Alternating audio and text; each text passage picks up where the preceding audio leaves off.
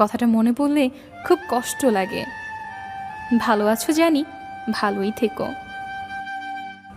আসবি তুই কবে, পাগল তুই ফিরে? যদি কখনো আসিস ফিরে, রাখবো তোরে অনেক সুখে। তুই সুখে থাকবে আর আমার ভালোবাসবে। পাগলি, তুই শুধু ফিরে আয়।